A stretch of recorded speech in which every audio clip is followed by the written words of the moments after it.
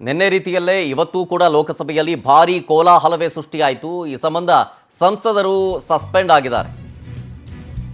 ಒಂದಷ್ಟು ಜನ ಸಂಸದರು ಸ್ಪೀಕರ್ ಮೇಲೆ ಪೇಪರ್ ಅನ್ನ ಎಸೆದಿದ್ರು ಅನ್ನೋ ಕಾರಣಕ್ಕೆ ಕಾಂಗ್ರೆಸ್ನ 6 ಸಂಸದರನ್ನ ಅಮಾನತು ಮಾಡಲಾಗಿದೆ. ಲೋಕಸಭೆಯಲ್ಲಿ ಕೋಲಾಹಲವೇ ಸೃಷ್ಟಿಯಾಯಿತು. ಕಲಾಪವನ್ನು ತಾತ್ಕಾಲಿಕವಾಗಿ ಸ್ಥಗಿತಗೊಳಿಸಲಾಗಿದೆ. ಅಸಭ್ಯ ವರ್ತನೆಯ ಆರೋಪದ ಅಡಿಯಲ್ಲಿ ಸದನದಿಂದ ಕೈ ಸಂಸದರನ್ನ ಸಸ್ಪೆಂಡ್ ಮಾಡಲಾಗಿದೆ. 6 ಜನರನ್ನ. ಸಂಸದೀಯ ವ್ಯವಹಾರಗಳ ಸಚಿವ ಕಿರಣ್ ರಿಜಿಜು ಶಿಫಾರಸ್ಸಿನ ಮೇಲೆ ಸಸ್ಪೆಂಡ್ ಆಗಿರೋದು. ಅಲ್ಲಿಗೆ ಇವತ್ತಿಗೆ ಕಲಾಪ ಮುಕ್ತಾಯ. ನಾಳೆ ಬೆಳಗ್ಗೆ 11 ಗಂಟೆಗೆ ಲೋಕಸಭೆ ಕಲಾಪ ಮುಂದೂಡಿದ್ದಾರೆ ಸ್ಪೀಕರ್ ಓಂ ಬಿರ್ಲಾ ಅವರು.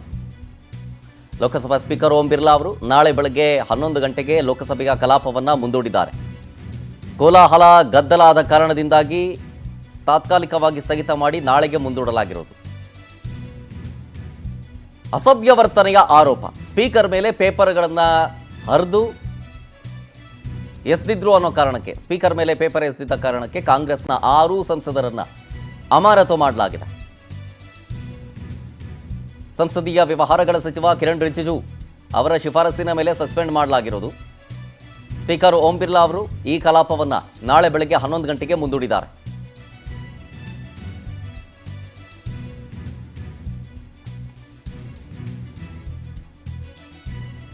ನೆನೆಯೂ ಕೂಡ ರಾಹುಲ್ ಗಾಂಧಿ ಅವರ ಒಂದು ವಿಚಾರ ಪ್ರಸ್ತಾಪ ಮಾಡಿದ್ದು, ಚೀನಾ ಕಡೆಯಿಂದ ಒಳಗಡೆ ನುಸುಳುಕೋರರು ಹೆಚ್ಚಾಗಿದ್ದಾರೆ ಅನ್ನೋ ವಿಚಾರ ಸಂಬಂಧ ಪ್ರಸ್ತಾಪ ಮಾಡಿದ್ದು. ಆ ವಿಚಾರವೂ ಸದ್ದುಗದ್ದಲಕ್ಕೆ ಕಾರಣ ಆಗಿತ್ತು. ಇವತ್ತು ಕೂಡ ನೋಡಿ, ಸ್ಪೀಕರ್ ಮೇಲೆ ಪೇಪರ್ ಎಸೆದ್ರು ಅಂತ ಅಸಭ್ಯ ವರ್ತನೆ ಆರೋಪದಡಿಯಲ್ಲಿ 6 ಕೈ ಸಂಸದರು ಸಸ್ಪೆಂಡ್ ಆಗಿದ್ದಾರೆ.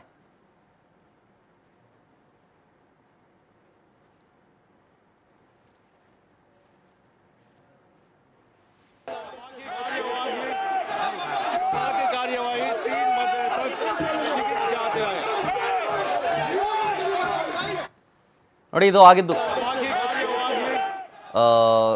ಸ್ಪೀಕರ್ ಮೇಲೆ ಪೇಪರನ್ನು ಹರಿದು ಎಸೆದ್ರು ಅನ್ನೋ ವಿಚಾರಕ್ಕೆ ಸಂಬಂಧಪಟ್ಟಂತೆ 6 ಜನರನ್ನ ಸಸ್ಪೆಂಡ್ ಮಾಡಲಾಗಿದೆ. ಏನೇನಾಯಿತು ಸದನದಲ್ಲಿ ಅನ್ನೋದನ್ನ ಟಿವಿ ಸ್ಕ್ರೀನ್ ಮೇಲೆ ಗಮನಿಸ್ತಾ ಇದ್ದೀರಿ. ಡೀಟೇಲ್ಸ್ ಕೊಡ್ತಾರೆ ಇನ್ನಷ್ಟು ನಮ್ಮ ಪ್ರತಿನಿಧಿ ಸಂತೋಷ್ ಹೊಸಹಳ್ಳಿ ಫೋನ್ ಸಂಪರ್ಕದಲ್ಲಿ. ಸಂತೋಷ್, ನಿನ್ನೆಯೂ ಕೂಡ ರಾಹುಲ್ ಗಾಂಧಿ ಅವರ ವಿಚಾರ ಸದ್ದುಗದ್ದಲಕ್ಕೆ ಕಾರಣ ಆಯಿತು. ಇವತ್ತೇನೇನಾಯಿತು ಅಂತ, ಯಾಕಂದರೆ ಅಲ್ಲಿ ಸ್ಪೀಕರ್ ಮೇಲೆ ಅಸಭ್ಯ ರೀತಿಯಾಗಿ ವರ್ತನೆ ಮಾಡಿದ್ರು ಅನ್ನೋ ಆರೋಪ ವಿಚಾರಕ್ಕೆ ಸಂಬಂಧಪಟ್ಟಂತೆ 6 ಜನ ಸಂಸದರನ್ನ ಸಸ್ಪೆಂಡ್ ಮಾಡಲಾಗಿರೋದು. ಯಾರ್ಯಾರು ಅನ್ನೋ ಡೀಟೇಲ್ಸ್ ಇದೆಯಾ? ಏನೇನಾಯಿತು ಈ ವಿಚಾರ ಸಂಬಂಧ ಇವತ್ತು ಲೋಕಸಭೆಯಲ್ಲಿ? ಶರತ್, ಗಮನಿಸಬೇಕಾಗುವಂತ ವಿಚಾರ ಏನೋ, ರಾಷ್ಟ್ರಪತಿ ಭಾಷಣದ ಮೇಲೆ ವಂದನಾ ನಿರ್ಣಯದ ಚರ್ಚೆ ಆರಂಭವಾದ ಬಳಿಕ ನಿನ್ನೆ ರಾಹುಲ್ ಗಾಂಧಿ ತಮ್ಮ ಭಾಷಣವನ್ನು ಕೂಡ ಲೋಕಸಭೆಯಲ್ಲಿ ಮುಂದಿಟ್ಟಿದ್ರು. ಆ ಸಮಯದಲ್ಲಿ ಹಲವು ವಿಷಯಗಳನ್ನ ಮುಂದಿಟ್ಟುಕೊಂಡು ಮಾತನಾಡುವಂತ ಸಂದರ್ಭದಲ್ಲೂ ಕೂಡ ಮಾಜಿ ಸೇನಾ ಮುಖ್ಯಸ್ಥರಾಗಿದ್ದಂತ ಎಂ ನರವಣೆ ಅವರ ಅಪ್ರಕಟಿತ ಆತ್ಮಚರಿತ್ರೆಯಲ್ಲಿ ಕೆಲವೊಂದಿಷ್ಟು ಅಂಶಗಳನ್ನ ಉಲ್ಲೇಖಿಸುವಂತಹ ಪ್ರಯತ್ನವನ್ನ ಲೋಕಸಭೆ ವಿಪಕ್ಷ ನಾಯಕ ರಾಹುಲ್ ಗಾಂಧಿ ಕೂಡ ನಿನ್ನೆ ಮಾಡಿದ್ರು. ಆಗ್ಲೂ ಕೂಡ ದೊಡ್ಡ ಮಟ್ಟದಲ್ಲಿ ಗದ್ದಲಗಳಾಗಿತ್ತು. ಇವತ್ತು ಅದು ಮುಂದುವರೆದಿರುವಂತ ನೀವು ಗಮನಿಸಬೇಕಾಗುತ್ತೆ. ಆದ್ರೆ ಮುಂದುವರಿದ ಭಾಗವಾಗಿ ನಿನ್ನೆ ಕೂಡ ಇದೇ ರೀತಿಯಾದಂತಹ ಗದ್ದಲದ ನಡುವೆ ಕಲಾಪಗಳನ್ನ ಪ್ರತಿ 2 ಗಂಟೆಗೆ ಒಮ್ಮೆ ಮುಂದೂಡಬೇಕಾದಂತಹ ಸನ್ನಿವೇಶ ಉಂಟಾಗ್ತಾ ಇತ್ತು. ಇವತ್ತು ಸರಿಯಾಗಿ 11 ಗಂಟೆಗೆ ಮತ್ತೆ ಕಲಾಪ ಆರಂಭವಾಯಿತು, ಲೋಕಸಭೆ ಕಲಾಪ. ಆಗ್ಲೂ ಕೂಡ ಇಂಡಿಯಾ ಬ್ಲಾಕ್ ಹಾಗೂ ಕಾಂಗ್ರೆಸ್ನ ಬಹುತೇಕ ಸಂಸದರೆಲ್ಲರೂ ಕೂಡ ಸೇರಿದಂತೆ ಶರಣಾಗಿರುವಂತ ಮೋದಿ ಅನ್ನುವಂಥದ್ದು, ಅಂದ್ರೆ ಚೀನಾಗೆ ಶರಣಾಗಿದ್ದಾರೆ ಮೋದಿ ಅನ್ನುವಂತಹ ನಿಟ್ಟಿನಿಂದಾಗಿ ತಮ್ಮ ಘೋಷಣೆಗಳನ್ನ ಹೌಸ್ ನಲ್ಲಿ ಕೂಗುವಂತ ಪ್ರಯತ್ನ ಮಾಡಿದ್ರು. ದೊಡ್ಡ ಮಟ್ಟದಲ್ಲಿ ಗದ್ದಲ ಉಂಟಾಯಿತು. ಕೇವಲ 5 ರಿಂದ 7 ನಿಮಿಷ ಕಲಾಪ ಆರಂಭವಾದಂತಹ ಸಂದರ್ಭದಲ್ಲಿ ಸ್ಪೀಕರ್ ಓಂ ಬಿರ್ಲಾ ಸಹಜವಾಗಿ 12 ಗಂಟೆಗೆ ಕಲಾಪವನ್ನ ಮುಂದೂಡಿದ್ರು. ಮತ್ತೆ ಕಲಾಪ ಆರಂಭವಾಯಿತು.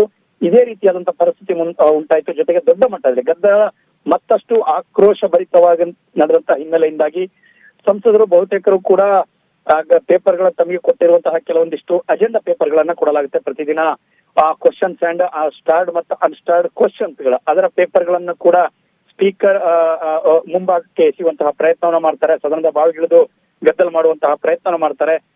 ಯಾವುದೇ ಪ್ರಶ್ನೆಯನ್ನ ತೆಗೆದುಕೊಳ್ಳೋದಕ್ಕೆ ಸ್ಪೀಕರ್ಗೆ ಸಾಧ್ಯವಾಗುವುದಿಲ್ಲ. 0 ಅವರ್ ಅಥವಾ 370, 77 ಹೀಗೆ ಯಾವುದೇ ಕಲಾಪವನ್ನು ನಡೆಸೋದಕ್ಕೆ ಸಾಧ್ಯವಾಗುವುದಿಲ್ಲ. ಅದಾದ ಬಳಿಕ ಮಧ್ಯಾಹ್ನ 2 ಗಂಟೆವರೆಗೂ ಕೂಡ ಕಲಾಪ ಮುಂದೂಡಲಾಗುತ್ತೆ. ಮತ್ತೆ ಕೂಡ ಅದೇ ರೀತಿಯಾದಂತಹ ಸ್ಥಿತಿ ಉದ್ಭವ ಆಗುತ್ತೆ. ಹಾಗಾಗಿ ಇದೀಗ ಕೆಲವೊಂದು 7 ರಿಂದ 8 ಜನ ಸಂಸದರನ್ನ ಅಮಾನತು ಮಾಡುವಂತಹ ಪ್ರಕ್ರಿಯೆಗೆ ಇದೀಗ ಸ್ಪೀಕರ್ ಮುಂದಾಗಿರುವಂತದ್ದು. ಆದ್ರೆ ಇದು ತಾತ್ಕಾಲಿಕವಾಗಿ ಈ ರೀತಿಯಾದಂತಹ ಗದ್ದಲವನ್ನ ಮಾಡಿದ್ದಾರೆ ಅಂತ. ಹಾಗಾಗಿ ಇದು ಸದ್ಯಕ್ಕೆ ಇದು ಚೀನಾ ಮತ್ತು ಗಡಿಭಾಗದ ವಿವಾದದಲ್ಲಿ ದೊಡ್ಡ ಮಟ್ಟದ ಒಂದು ಚರ್ಚೆಯನ್ನ ಲೋಕಸಭೆಯಲ್ಲಿ ಹುಟ್ಟಾಕಿರುವಂತದ್ರಲ್ಲಿ ಗಮನಿಸಬೇಕಾಗುತ್ತೆ. ಅದರಲ್ಲೂ ಕೂಡ ಲೋಕಸಭಾ ವಿಪಕ್ಷ ನಾಯಕರೇ ಈ ರೀತಿಯಾದಂತಹ ಒಂದು ಹೇಳಿಕೆಯನ್ನು ಕೊಟ್ಟಿರೋದ್ರಿಂದ ಮತ್ತಷ್ಟು ದೊಡ್ಡ ಮಟ್ಟದಲ್ಲಿ ಇಡೀ ದೇಶಾದ್ಯಂತ ರಾಜಕೀಯವಾಗಿ ಚರ್ಚೆಗೆ ಅವಕಾಶವನ್ನು ಉಂಟು ಮಾಡಿಕೊಟ್ಟಿದೆ. ಹಾಗಾಗಿ ಲೋಕಸಭೆ ಕಲಾಪದ ನಡುವೆ ಈ ರೀತಿಯಾದಂತಹ ಗದ್ದಲ, ಆಕ್ರೋಶಗಳು, ಪ್ರತಿಭಟನೆಗಳು ನಡೆದಂತ ಹಿನ್ನೆಲೆಯಿಂದಾಗಿ ಇದೀಗ 7 ಜನ ಸಂಸದರನ್ನ ಸಸ್ಪೆಂಡ್ ಮಾಡುವಂತ ಕೆಲಸಕ್ಕೆ ಮುಂದಾಗಿದ್ದಾರೆ. ಆದ್ರೆ ಅವರೆಲ್ಲರ ಹೆಸರುಗಳನ್ನ ಕೆಲವೇ ಹೊತ್ತಿನಲ್ಲಿ ನಿರೀಕ್ಷೆ ಮಾಡುವಂತ ಸಾಧ್ಯತೆಗಳನ್ನ ಗಮನಿಸಬೇಕಾಗತ್ತೆ. Thank you Santosh ಡೀಟೇಲ್ಸ್ಗಾಗಿ.